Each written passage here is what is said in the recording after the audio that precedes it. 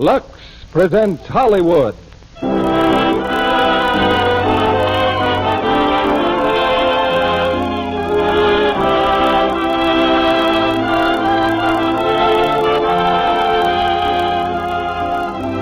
Lux Radio Theatre brings you Laraine Day, Walter Brennan, and Tom Drake in Kentucky.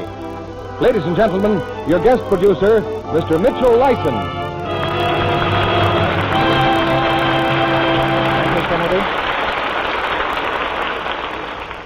Greetings from Hollywood, ladies and gentlemen. Next week on Saturday, the 9th of June, all roads will lead, in spirit anyway, to Louisville, Kentucky, and the running of that great turf classic, the Kentucky Derby.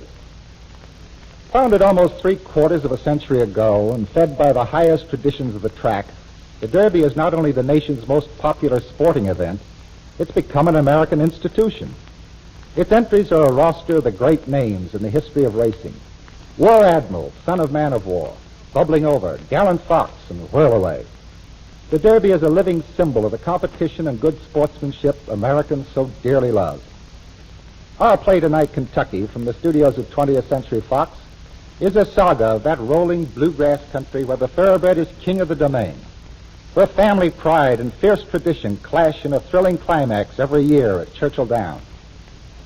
Starred in tonight's cast as Sally Goodwin is the charming and versatile Laraine Day, also Walter Brennan, who brings to the airwaves one of his most distinguished screen impersonations. And finally, in his first appearance on this stage, we have Tom Drake, whose rise to stardom is one of Hollywood's most promising events. In a newspaper description of the very first Kentucky Derby, the stand reserved for ladies was described as, quote, one grand bouquet of beauty, unquote. The girls with their parasols appeared to the reporter as so many parti-colored butterflies in the slanting rays of the sun. Yes, even then, Kentucky boasted of the fairness of its women. The same boast would hold true today. Except I'm sure that today's Kentucky beauties, like women all over America, depend more on Lux toilet soap beauty care than parasols to guard the loveliness of their complexions. Well, the lights go down in our theater, and the curtain rises on the first act of Kentucky, starring Walter Brennan as Peter Goodwin, Laraine Day as Sally, and Tom Drake as Jack Dillon.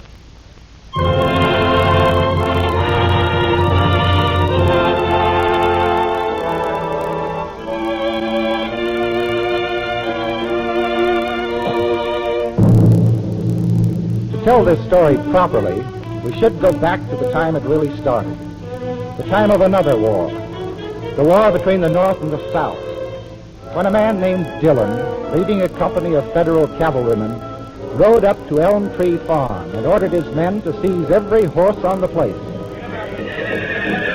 I'm telling you for the last time, Dillon, put my horses back in their stall. My orders are to take them, and that's exactly what I'm going to do. But Kentucky's a neutral state, and our Kentucky demand may be neutral, but you're not. I'll always be a Southerner, Dillon.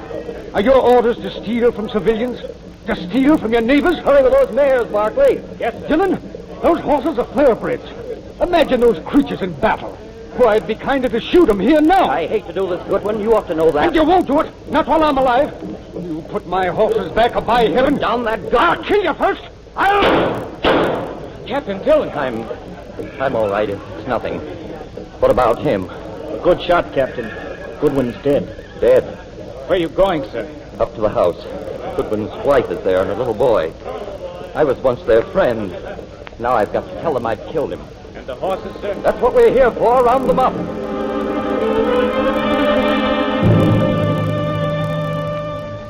Yes, that was all a long time ago. But the little boy whose father was killed is still at Elm Tree Farm. He's an old man who never forgot to hate a Dillon or to love a racehorse.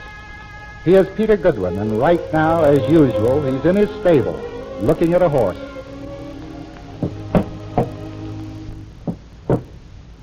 Am I right, Mr. Peter?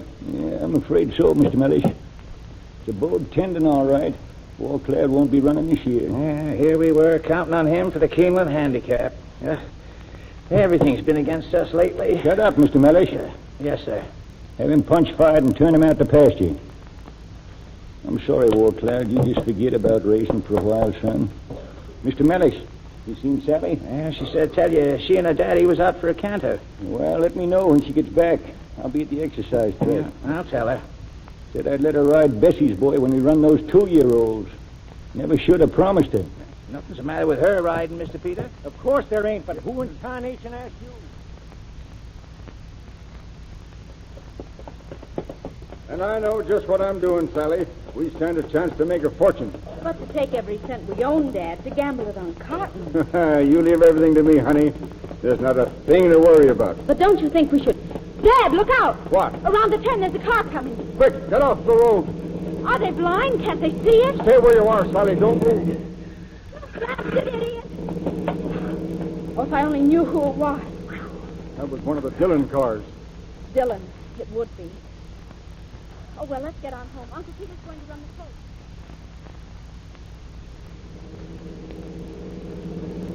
Please, Mr. Jack, let me drive.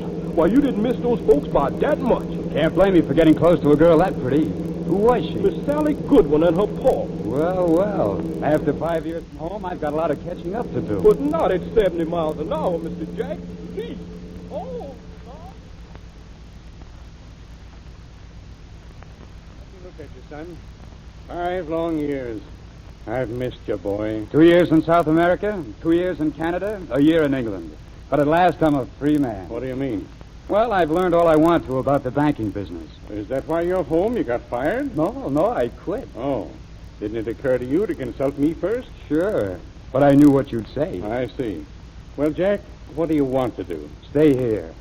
Dad, I was brought up on horses, and that's what I want. To breed 'em, train 'em, and race 'em. But that's a full-time job. That's exactly what I mean. Listen, son, I love horses as much as you do. But horses are a hobby, and banking is our business.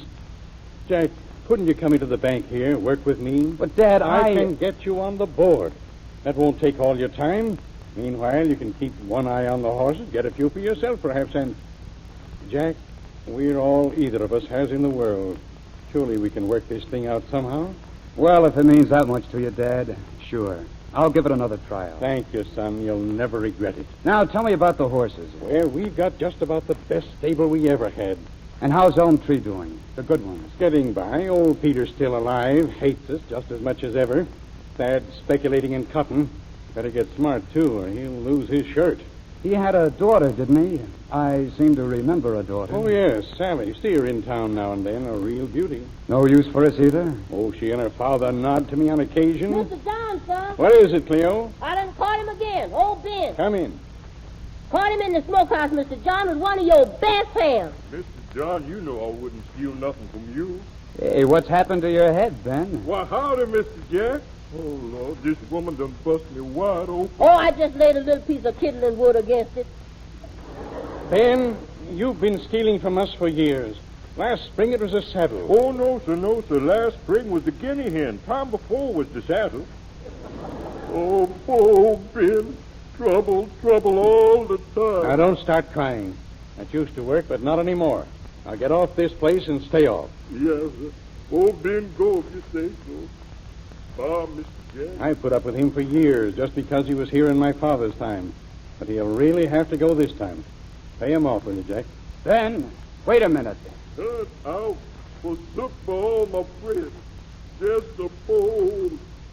Is that money for me, Mr. Jack? And it's worth more than you are for a year. Thank you, sir. Looks like I got one friend left. Well, just mend your ways, you old sinner. Yes, sir. I'll go and reform Mr. Jack. I give you my word. Come on, Jack. Let's take a look around.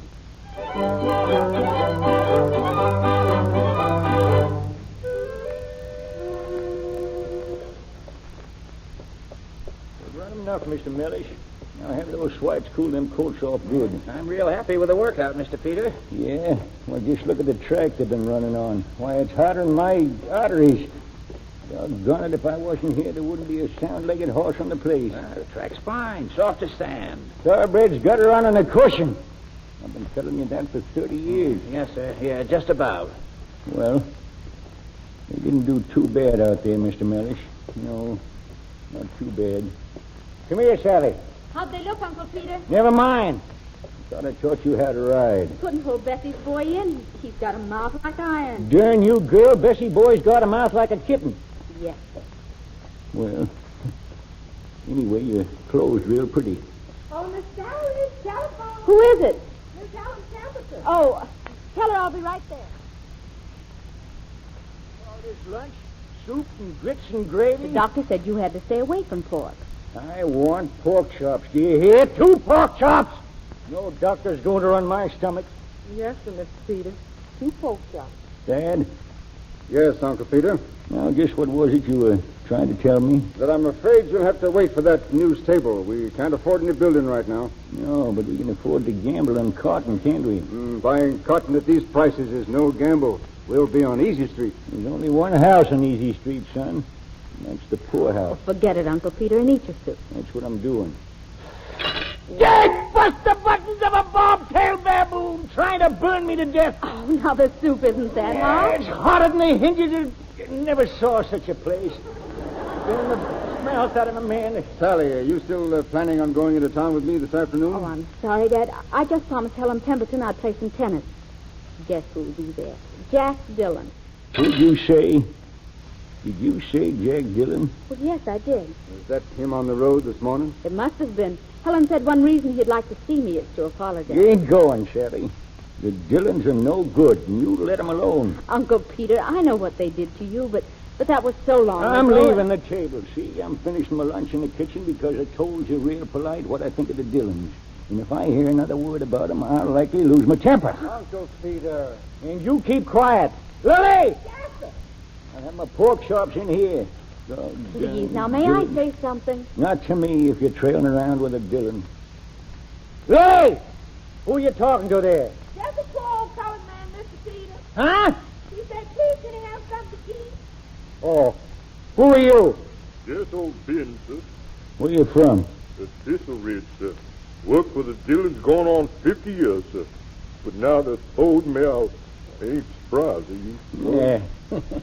You see what I mean, Sally? They just bust me over the head with a stick and let me go. Well, when you're through eating, go round to the stables and tell Mr. Mellish I said to put you to work. Thank you, sir. Sally, where you going? To the telephone. I won't be meeting Jack Dillon this afternoon, or any other afternoon. They tell me Mr. Jack going to school the Dillon horses now. What happened? He's training to get wise and quit? Mr. Slocum? Oh, no, sir. Mr. Jack just kind of helping Mr. Slocum. Getting ready for the big races at Keeneland. That come along pretty soon now, don't it, sir?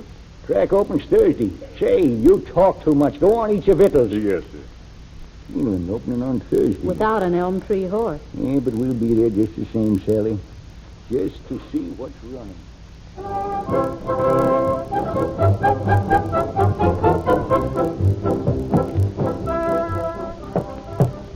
Well, how am I doing, Bob? Is this tape job all right? Get any better at this, Jack, and I'll be looking for a new job. Well, it's a time and place to start looking. Opening day at Keeneland. Say, Duckfoot's going to work out Captain Heather. I'd like him walk some first. Okay. And, oh, Jack. Yeah? I'm not so sure your father'd want to see you doing this sort of thing. Oh, he knows where I am. That you're working in the stalls, doing a swipe's job. Look, I can handle my... Hey. Huh? Over there, looking at the horses. Oh, that's Goodwin's daughter. Yeah, and it's about time I met her. She finds out your name is... She won't find out. Yes, sir, Captain Heather, Sally Goodwin, and I are all going for a little walk.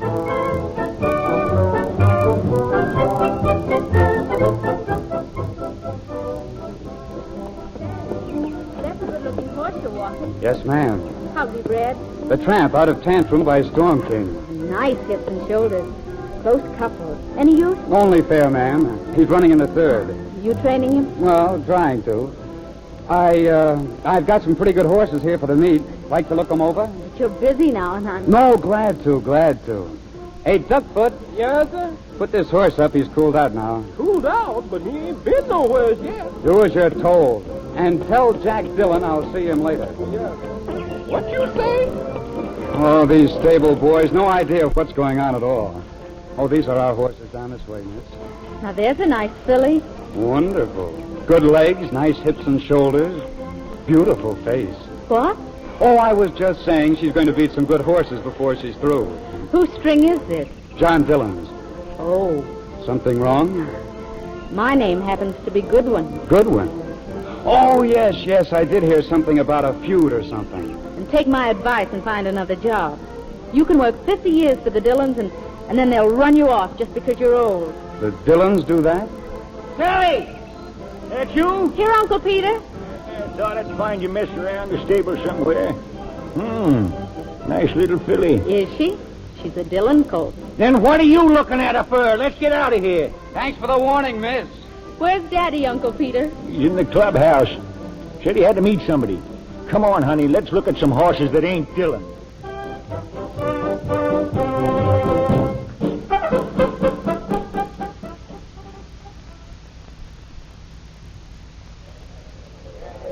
Hello, Goodwin. I understand you were looking for me. I was, Dillon. I'll come right to the point. I've been planning to drop in at the bank. Oh? There's no reason why you and I can't be at least civil. No reason in the world. Or do business together. I want to see about a loan on Elm Tree. If you'll fill out the usual application, the directors will take it up Monday. Thank you. By the way, my son is interested in some of your horses. He'd like to cross some of your King James blood with some of our Tampfast mares. I wonder if you'd accommodate him. My uncle handles our horses. I'd have to get his consent. And we'd better forget about it. Oh, not necessarily. These dice here on the bar. If I rolled you dice and you won, Peter wouldn't object to the payment of a gambling debt, and you'd own a King James horse. You see, I'd like to do you a favor. Unfortunately, I'm not a gambler. Oh, come on, one throw. The choice of any King James horse against any 2-year-old at Thistle Ridge. Very well. Throw. A 6 and a 3. A 6 and a 5. Sorry, Dillon. You know my trainer, Bob Slocum. I'll send you a note. Bring it around to Slocum and you can pick out your 2-year-old. Thank you. And about the loan? My board of directors will decide that. Do you mind if I drop in at the bank on Monday? Not at all.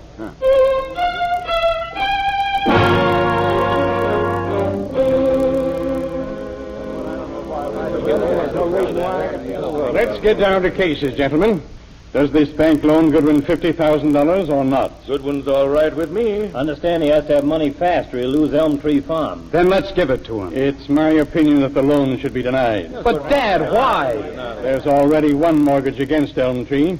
Goodwin wants this money to cover his speculations in cotton. We can't see Elm Tree ruined. I think we understand that point of view, Jack. We won't take up the board's time discussing it. Wait a minute, Dad. Are we denying this loan because Goodwin is a gambler? Or because his name is Goodwin? Are you suggesting there's anything personal in my attitude? I'm sorry, Father. Gentlemen, you know you would have granted this loan till my father stopped you. I move we waive his objections. Give Goodwin the money and save Elm Tree. Well, this is all very distressing, but since the motion is made, we'd better take a vote. Very well. Gentlemen, shall we grant the loan? No. Thank you.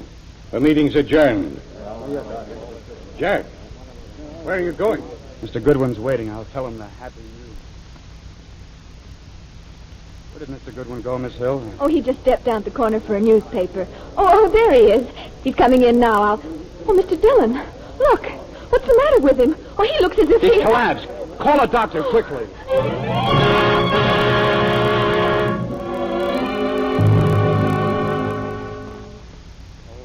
Jack, I was about to send for you. I wanted to see you, too. Jack, your conduct before the directors was most offensive. I'm sorry if I hurt you, sir, but I meant every word I said. You still think I refused Goodwin the money because I dislike him? Doesn't matter. He won't need the money now. Goodwin's dead. Dead? Yes, on the doorstep of this bank. He had this newspaper in his hand. You want to see the headline? Cotton nose dives to all-time low. Goodwin, that's terrible. He knew you wouldn't give him the loan. He told me so before the meeting. He's gone now, Dad. And Elm Tree is the next to go. A place that's meant more to Kentucky than this bank ever could mean. Is it my fault Goodwin threw his money away? No, Dad. You had your duty to think of just as your grandfather had his duty when he killed his Goodwin. That'll do from you. I came home thinking this feud business was a gag. Something you see in the funny papers. It seems it's not so funny after all. You'd better go now before I forget you're my son. Yes, perhaps I'd better try to forget it myself.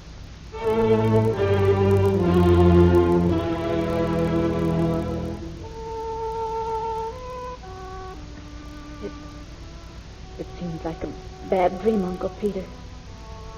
Something that we'll wake up from. Something we imagined while we were asleep. Mm-hmm. He goes. He dies. And I still hang on. It just ain't right, Sally. It just ain't right. Poor Daddy. He tried as hard as he knew how to save Elm Tree. It's got to go now, Uncle Peter. Farm, all the horses. I know, honey. I know. But we'll come back someday. We've got to come back someday.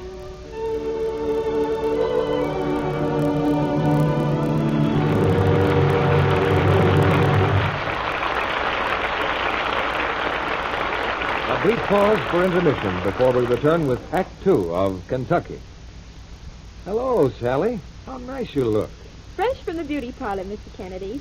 Like the hairdo? Oh, wow, I'd call it. The very newest thing, Mr. Kennedy. All the girls are slicking their hair up tight and smooth like this for summer. It certainly looks cute piled on top of your head like that. Well, the trick is to pull it up very tight and bind it all together with a narrow ribbon or rubber band. Then you grasp the ends firmly, comb them into curls, or braid them into a coronet. You know, Sally, that certainly is the hairdo to show off a lovely Lux complexion. That's what I thought you'd say, Mr. Kennedy. And it's perfectly true. When a girl brushes her hair up and away from her face like this, she's mighty grateful if her skin looks nice and clear. Well, there's one fashion that never changes, Sally, and that's a lovely, smooth complexion. A real Lux complexion.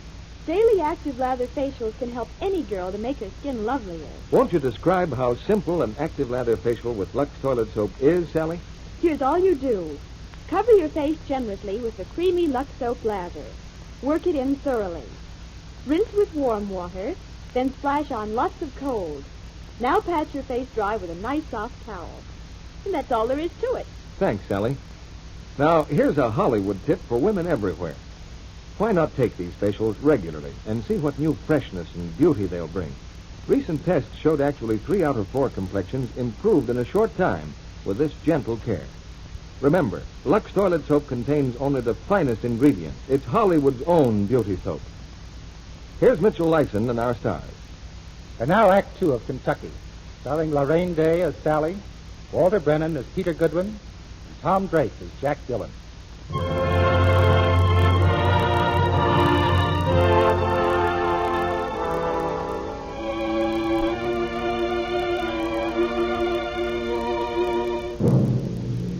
Within a week, there have been 2 funerals at Elm Tree Farm. The first was for Sally's father.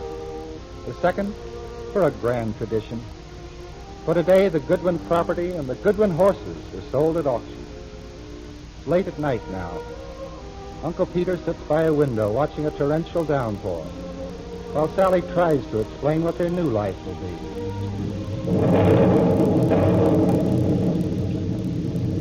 Uncle Peter, you didn't hear a word I said, did you? I heard. So we'll take that cottage near town, and we'll get along fine. It's small, so we won't need any servants except Lily. And I'm sure Mr. Mellish won't be out of work long. It's a regular cloudburst. We're going to lose some trees. Oh, darling, don't worry so. At least we've saved Bessie's boy. Bessie's boy. Someday, Sally, Bessie's boy is going to carry us back to Elm Tree. He's a wonderful colt. Oh, Uncle Peter, remember that man who showed me the Dillon horses at Keeneland? What about him? He was here today. He wants to work for us. Train Bessie's boy on a no-win, no-charge basis. You let him talk to you? He's just snooping around here for the Dillons. Oh, no, he's not working for them anymore. He said he'd had a row with Mr. Dillon. What's his name? Anderson. Jack Anderson, he said. He's coming back tomorrow. I said I'd speak to you. Oh, I can't think now, honey. Where are you going? Out to the stables. Uncle Peter, stables are empty now. They ain't empty. They've been empty only once. In 1861. We still got our colt. Please, dear. Sally, I don't feel good. I'm sick. I just don't know what to do. Uncle Peter. Uncle. Lily! Lily, come here! Mr. Mellish, get Mr.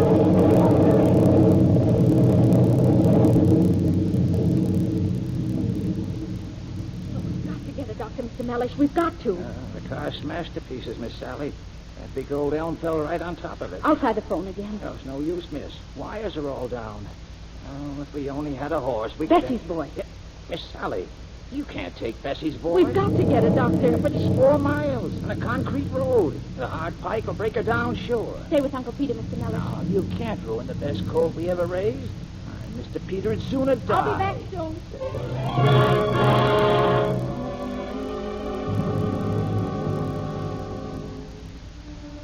Well, Dr. Nelson. You'll be all right, Sally. Oh, thank goodness. It's just been the shock of everything. Sally! Yes, Uncle Peter. Oh, Bessie's boy. Please, try to rest. A little while ago, hoofs on the pavement there. I heard Bessie's boy, wasn't it? Yes, Uncle Peter. We ain't got a horse in the world now, Sally. We ain't got nothing. Except each other. Except each other.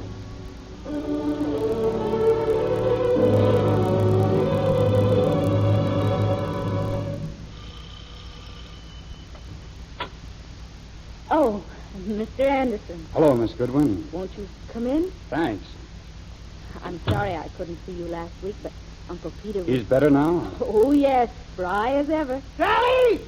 Who's at the door? I see what you mean. Who is... Uncle Peter, this is Mr. Anderson. Oh, you want to train Bessie's boy, huh? That's right, sir. Well, you and nobody else will ever train Bessie's boy now. He ain't got a sound leg on him. But what's happened? He ran 4 miles in 8 minutes on a concrete road. That's what happened. The night of the storm, we had to get the doctor. We'll have to decline your offer, Mr. Anderson.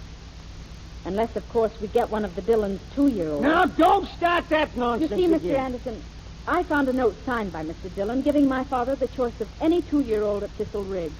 Could I see it? Here. Dillon wouldn't give away a yellow dog. Thaddeus Goodwin is entitled to his free choice of any 2-year-old at Thistle Ridge Farm. John C. Dillon. Yes, that's Mr. Dillon's handwriting, all right. I think you ought to look into this, sir. Find out what? He only mentions Thaddeus Goodwin. He's gone now. That's all the rumor Dillon needs to squirm out of a deal. You don't think he'd welch on an obligation, do you? Well, I'll bet my Sunday shirt he'll try. Then we're going, Uncle Peter? Yes, I reckon so. Well, they've got one 2-year-old over there named... Hold on there. I'll do my own picking. You can take advantage even of a Dillon. You mind if I drop by a little later? Sure, if you like. Son, I didn't mean to be short with you, but if there is a good colt at Thistle Ridge, why, I'm likely to find him.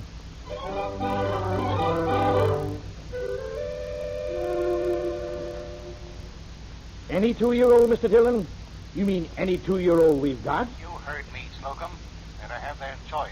They're on their way to the stables now. What if they pick Postman? If they do, they get him. You understand? Yes, sir. Hey, Marty. Yeah? The old man's gone out of his head. He's given the Goodwins their choice of our 2-year-olds. Get down to the exercise track. When Postman's cooled off, put him in the track shed and keep him there, you understand? Well, sure. And take that little black colt along. He's got lots of promise. Keep him in the track shed, too. All right, get going.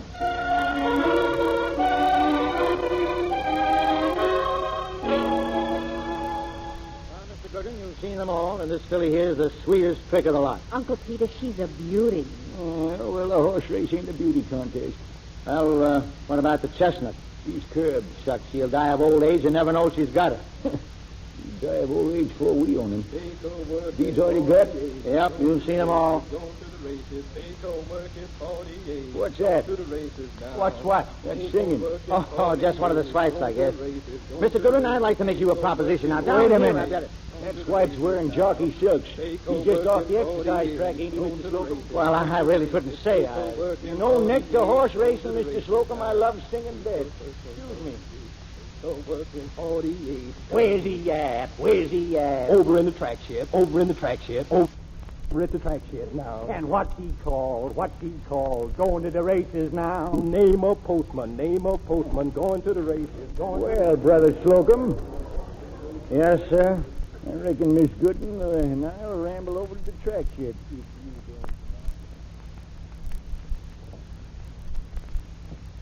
This is a colt that worked a half in 48, huh?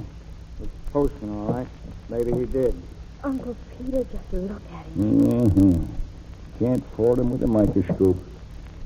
But you know, I've sort of taken a fancy to my little black friend over here. Slocum, put the black coat in the truck. Yes, sir. The black coat? You heard me. Oh, now, wait a minute. Now, listen, girl. I can count the great horses I ever seen on the fingers of one hand. Every one of them had the same look in his eye. And you can't beat the horse with that look. And this here colt's got it. The look of eagles.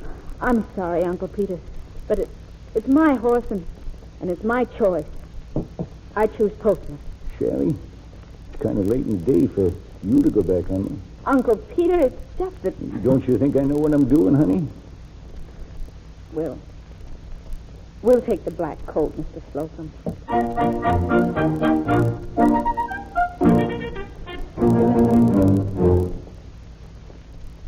He's a fine-looking colt and it's a good one. But I had hoped you'd pick Postman. We're lucky to have any after the trick Mr. Dillon tried to pull. Trick? He had Slocum hide him out. Postman, too. Mr. Dillon did that? Yeah, maybe you worked for Dillon, but you sure didn't learn much about him. Well, do you still want to train for us? Do I? Take him. He's yours. Here. Thanks. Well, when you two get through holding hands, maybe we can find a name for him. Well, he belongs to real Kentuckians now. Call him Bluegrass. Might make him grow some. Bluegrass. Of course, that's it. Oh, I went over to Chandler's while I was waiting. He said we could use the exercise. I'm talking to you. Yeah. I've been trying to talk to you since yesterday afternoon. I saw Bluegrass work out. That's nice. And he is a good horse, but he just hasn't got speed. He wants some more time. Time? We've had him now for 5 months. Maybe we need a new trainer. Jack's brought him along beautifully.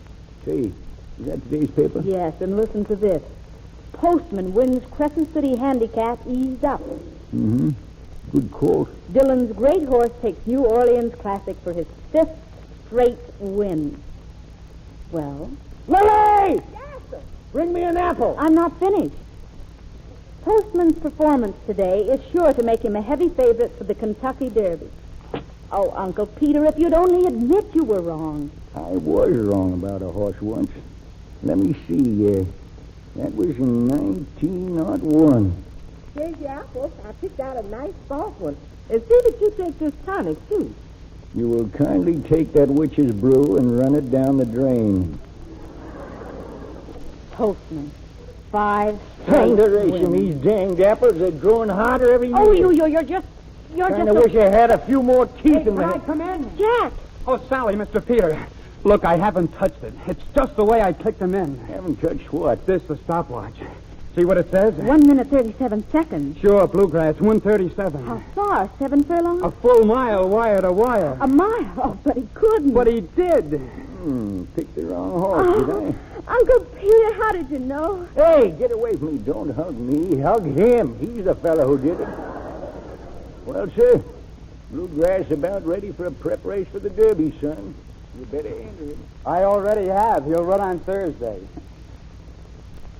Sally, what's the matter? The Derby? With Postman and those Eastern coasts?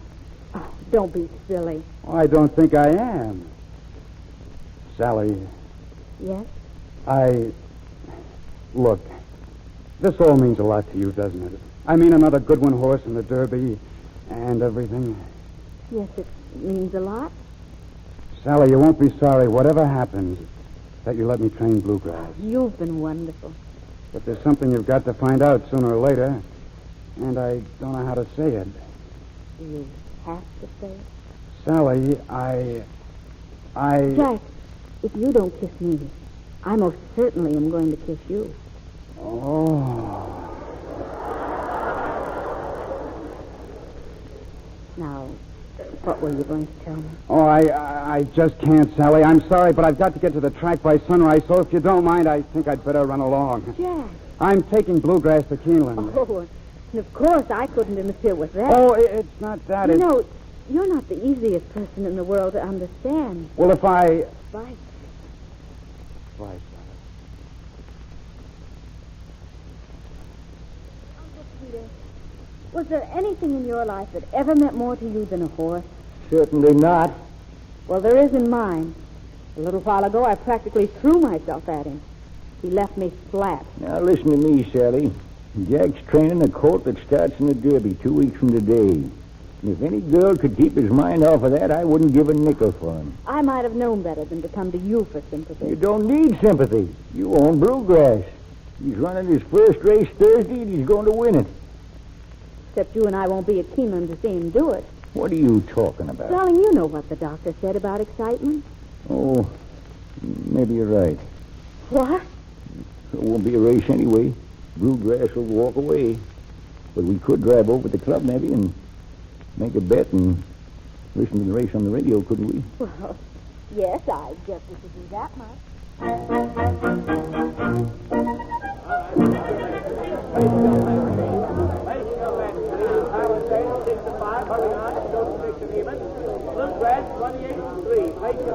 Come on, Sally. Give me your money. But suppose Jack isn't trying with Goodwin horses are always trying. Well, at least let me telephone Jack and see what he says. Go ahead. I'll hold the money. And don't you bet till I come back. Yeah. $100 on Bluegrass. Lots aboard? On the nose. Okay, Grandpa. That goat staggers home, you'll own this place. And the first thing I'll do is fire you. Hello, is this Keeneland? Trainer's booth. Hello, this is Sally Goodwin. I'd like to speak to my trainer, please. Sorry, miss. Can't send for a trainer just before a race. Oh, please, I have to speak to Mr. Anderson. It's very important. Mr. Anderson? Yes, it's Bluegrass. There's no Anderson here.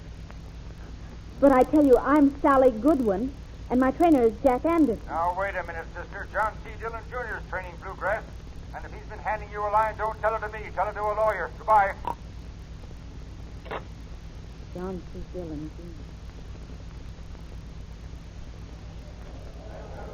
Hurry on. High voltages, fifth and blunderbuss. Excuse me. Let me get up to that loudspeaker. Around the far turn, Nick Palisades on the rail by 2 lengths. Airplane is second. Hurry on is third, and high voltage moving up fast. Don't worry. Just laying off the pace. Turning for home, it's Palisades in front and going well in hand. Airplane is second by 1.5 lengths. High voltage is third and responding to pressure. What's happened to your long shot, Grandpa? Into the stretch is Palisades by 2 lengths. Airplane by 1.5 lengths. High voltage by, and on the outside, closing very fast, is Bluegrass. Just a gallop. Come on, baby. They're coming down to the line of finish now. It's Palisades and Bluegrass. Palisades and Bluegrass. It's going to be a driving finish. They're head and head. Now they're coming across the line, and Palisades wins by a nose. Bluegrass is second, and Airplane in front of High Voltage. That race was crooked. Uncle Peter. Crooked, I tell you. It doesn't matter. Let's get out of here. Your attention, please. Your attention. Foul claimed at Keeneland. There. You see? I told you so. The judges have sustained a claim of foul. Palisades has been disqualified, and the winner of the race, Bluegrass. You never fooled me for a minute, and you. Yes, sir. $2,100, please. Be right with you. Uncle Peter. Could have won eased up if they hadn't fouled him. What's the matter with you? I just had Keeneland on the phone. His name isn't Jack Anderson. It's John C. Dillon, Jr. What? Who told you that? Dillon. Another dirty, lying Dillon. Why did he do it? Why? Why, ain't it plain enough? We're racing against Postman in the Derby. He'll see to it that we don't beat him. But he wanted to train for us before we owned Bluegrass. Sure. Whatever colt we had, he was going to get him beat. Oh, I don't believe it. I can't believe it. Oh, come on, honey. We got some tall thinking to do.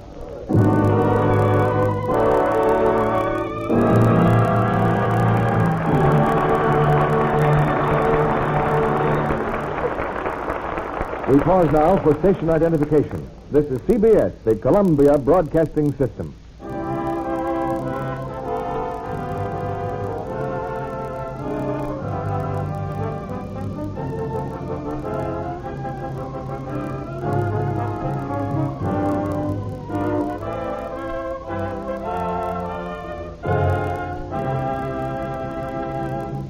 We'll be back with the third act of Kentucky in a moment. And now, a homecoming husband. Hi there. Where's my sweetheart? Janie! Down in a moment, darling, soon as I get the baby tucked in.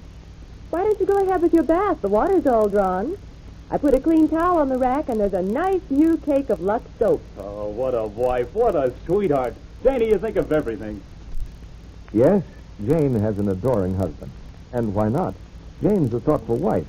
She thinks of little things, important little things. She knows that nothing builds up a man's morale after a hard day like a good hot bath with a soap that lathers. Nothing sissy about this lather. Really gets you clean. Men go for the rich, extra creamy lather Lux toilet soap gives. Active lather that carries away every trace of the day's dust and grime in a jiffy. And from the housekeeper's point of view, here's something else that's important. Lux toilet soap is so thrifty. It's hard milled. Each cake can be used to the last little sliver. That's why I can afford to buy it as a family bath soap, too. Why not treat your family to fine white Lux toilet soap for their daily baths? They'll enjoy the refreshing lather, creamy and rich even in hard water. A quality soap, Lux toilet soap, at a very little price. Back now to our play and Mitchell license. Act 3 of Kentucky, starring Walter Brennan as Peter Goodwin, Laraine Day as Sally, and Tom Drake as Jack Gillen.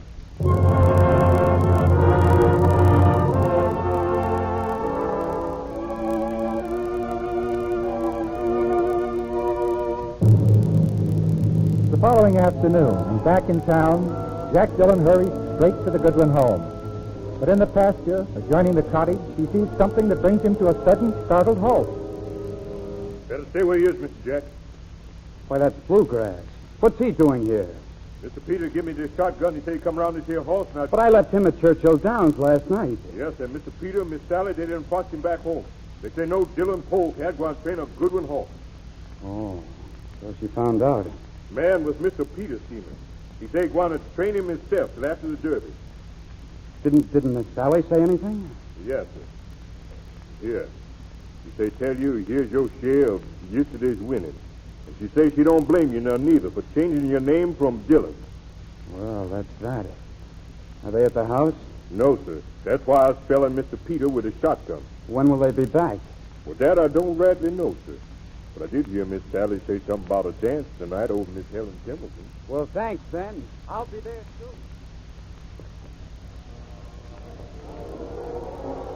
Fine friend you are, Sally. Why didn't you tell me your horse was going to run? Believe me, it was all very sudden. Well, at least I can prove my loyalty in Derby. I'll keep your bet small, my boy. He's a small horse. Now, look, if Bluegrass... Sorry, can I cut in? Oh, hiya. Sure, thanks, Sally. It was swell. I'm not dancing, Mr. Dillon. Oh, Sally, please. I'm sorry you found out the way you did. I wanted to tell you myself the other night. Then I decided to wait until after the Derby. Because if Bluegrass won, well, you'd have to believe me. Don't you understand? It doesn't matter. I came here to talk to you, and that's just what I'm going to do. Look, Dillon, I wouldn't use that tone with Miss Goodwin. I don't like it. I don't care whether you like it or not. Tom, please, I'll see you later. I'd like to see him later, too. Everybody's looking at us. Come on, let's get out of here.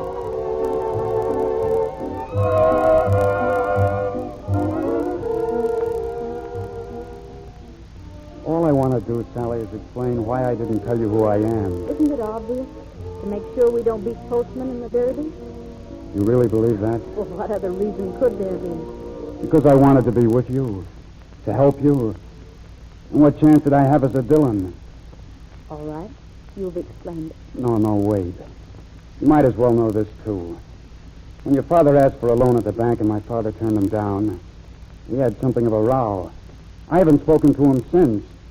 Doesn't that prove something? Yes. The Dillons can't be decent even to each other. About Bluegrass. He's a great colt. He can win the Derby. Just tell your uncle he wants a hand ride all the way. I think Uncle Peter will know how to have him ridden. I know, but be sure and tell him that Bluegrass sulks if you use a whip. Tell him not to use a whip under any circumstances. Is that all? Yes, except that I love you. But I think you know I do. And even if it was a dirty trick, all that lying and pretending, at least it let me be near you for a while. So I can't be sorry no matter what happens or what you think. Good night, Sally.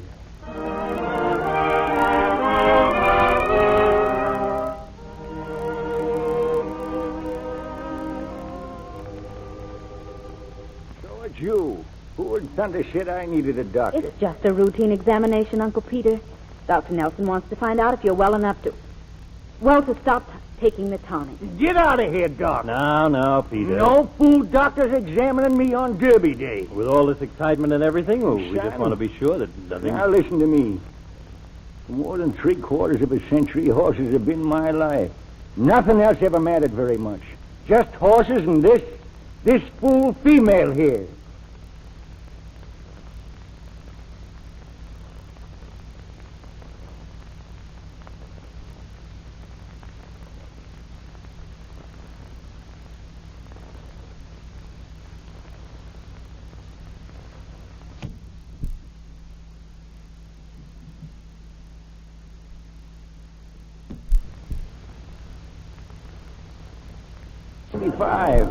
And I won with Sheridan, too. And every time I did was because my boy rode like I told him. Oh, yes, sir. Now, you lay back around 5th place till you cover the far turn. Then you make your move and keep a riding. Okay, Mr. Goodwin. Hey, look, hit him a couple of licks at the 8th pole to wake him up. And if it's close, why, just fan him good. Uncle Peter, no. Don't use your whip ever. Bluegrass has got to be hand-ridden. What's that? Well, if you hit him, he sulks. You ride like I told you. I'm sorry, Uncle Peter, but he's my horse, and this race means more to me than anything in the world. That Dillon's been talking to you. Uncle Peter, he knows Bluegrass. Yeah, you turn against me to let a Dillon pull another dirty trick. He wouldn't do that. He wouldn't. Well, whose orders do I follow? Don't use the whip under any circumstances. Okay, miss, if that's the way you want it. Well, I better get him out there. Uncle Peter. Oh, Uncle Peter, I got nothing more to say.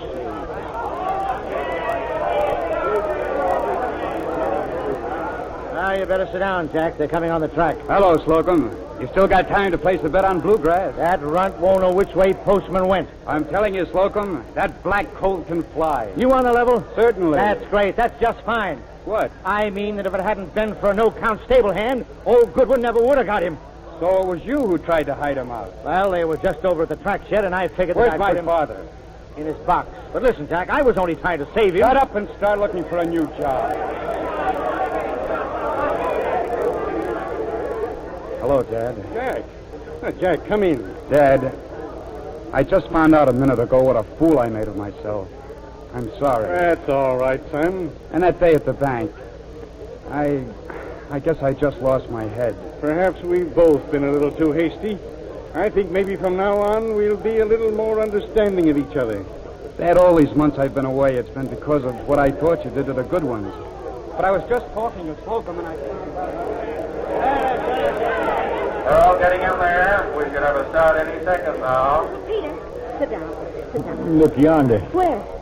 So Dillon told you he wasn't speaking to his father, huh? Girl, you just lost us to Derby. Now there they go. Everything is going to the front. Postman is second. Darkman is third. Thundercloud is fourth. And Bluegrass is fifth. And to midnight.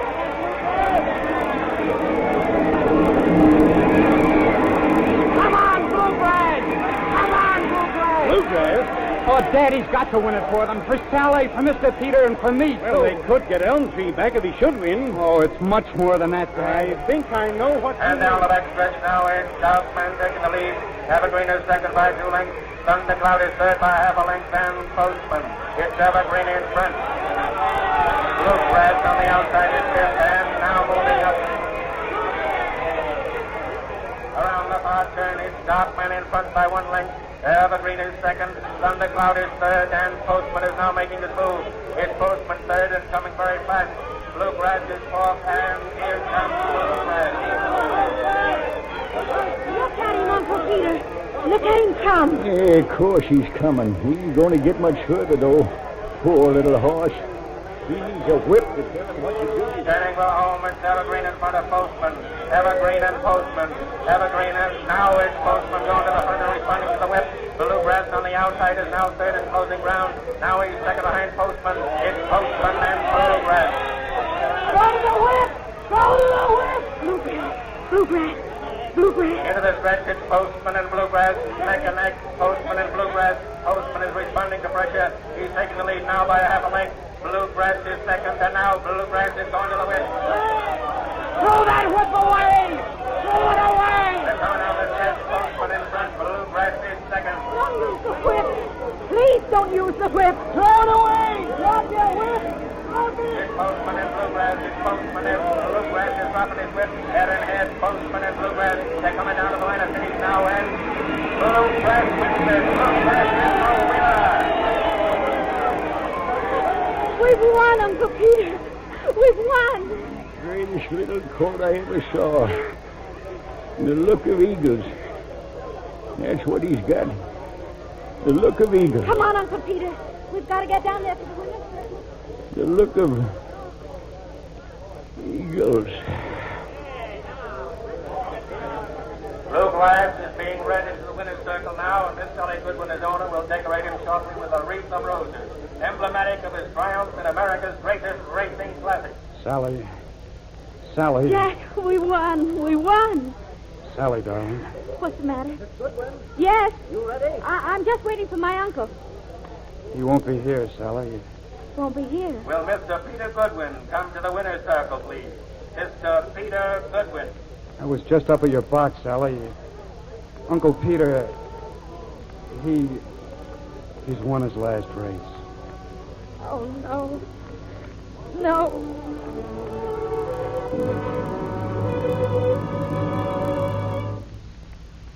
Better come along now, darling. The services are about to start. I'm ready. He's borne up wonderfully. There's really no reason for tears. He died the way he wanted to. And now he can rest his elm tree forever. There is very little that anyone can say at a time like this. But I feel that here in the earth he loved so well, we are burying more than a man. Jack, it's your father. Yes, darling, he asked if he could just say a word. We're burying a phase of American life.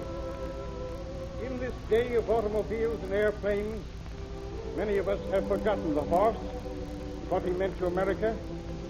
Not so with Peter Goodwin.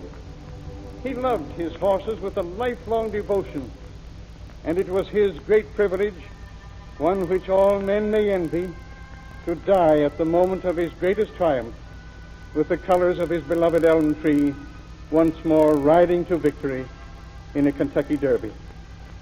I knew him but slightly, but of him I knew much, and nothing that did not do him honor. Jack, Yes, darling? I can hear him saying it now. A good finish. It's been a good finish.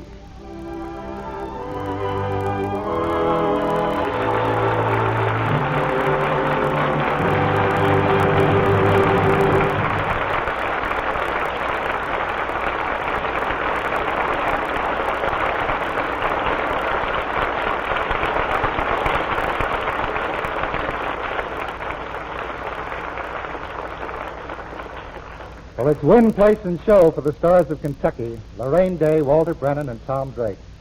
You know, if we were at Louisville, I'd put a wreath of flowers on each of you. Well, thank you, Mitch, but you'd better have a special wreath for Walter. He won an Academy Award for his performance in this picture. Yeah, I know he did. How does it happen you get so many roles in racing pictures, Walter? You must have a real feeling for horses. I had quite a lot of feeling the first time I rode one, Tom. Walter, Tom means you must be pretty fond of horses. Well, they got brains. They say there'll be 70,000 people come to see the horses at the Derby. Now, you'd never get 70,000 horses to watch a bunch of people race. Tell us, Walter, how are you at picking winners? Oh, pretty good. I'd settle for Laraine right now. Laraine wins by a nose, eh? Wins by a whole face. I see what you mean, but it's that Lux complexion, among other things. Well, in that case, Mitch, you can put that wreath of flowers on Lux toilet soap. It's a champion for anybody's money. I think, Walter, Mr. Lyson was talking about horses. Did you ever pick a winner at the track? I picked a horse once, and as he passed the stands, I had to yell at him, "Hey, they went that way!" And I suppose you thought he'd win in a walk. Oh, no, the walking was his own idea. Then you haven't any system, Walter, you can recommend? For betting? Well, I'll tell you, Mitch. Best thing is to put $1 on a horse's head and $1 on its tail, and then you'll win no matter how it comes in. Well, speaking of picking winners, Mitch, what have you picked for Lux next week? Oh, next Monday night, we have something rather special in both play and cast.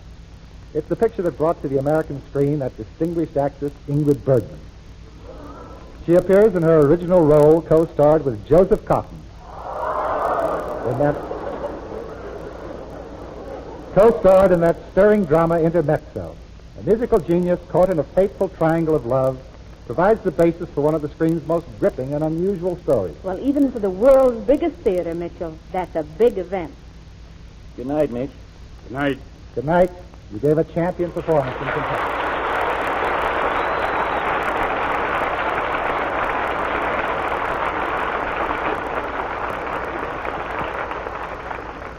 This week, America salutes the Army Air Force's Air Transport Command for its 4 years of vital service in supplying our frontline troops, transporting military personnel, and evacuating wounded over the greatest airline system in the world. To the 200,000 men and women of the Air Transport Command, we send our deepest thanks and our warmest wishes.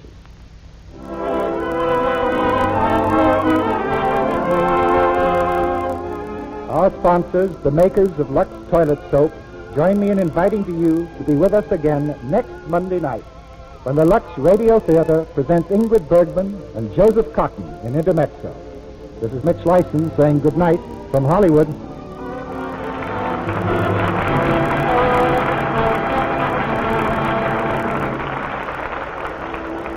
The end of the war in Europe has relieved some military shortages, but not a critical shortage of fats and greases. These must come largely from your kitchens. Keep on saving every precious drop of waste fats, regardless of how discolored. Strain fats into a clean can. Rush them to your butcher. He'll give you 2 additional meat ration points plus 4 cents for each pound.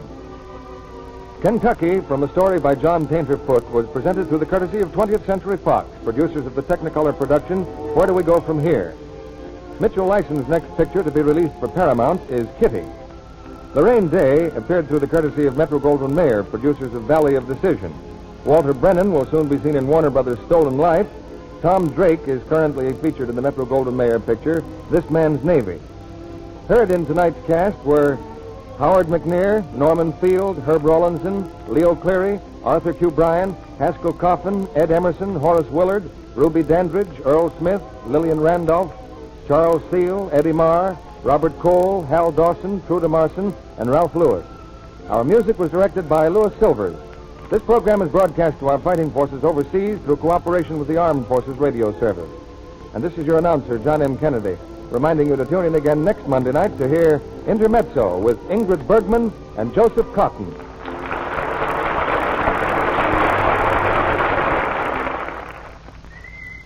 Stop! Hold that measuring cup, lady. Be sure your precious hard-to-get sugar is invested, not wasted. Do all your baking the sure way, the spry way. For dependably light, velvety rich cakes, tender, flaky pastry, for all your cooking, be sure of success. Get pure, all-vegetable shortening at its creamy best. That's Spry, S-P-R-Y. Be sure to listen in next Monday night to the Lux Radio Theatre presentation of Intermezzo with Ingrid Bergman and Joseph Cotton. This is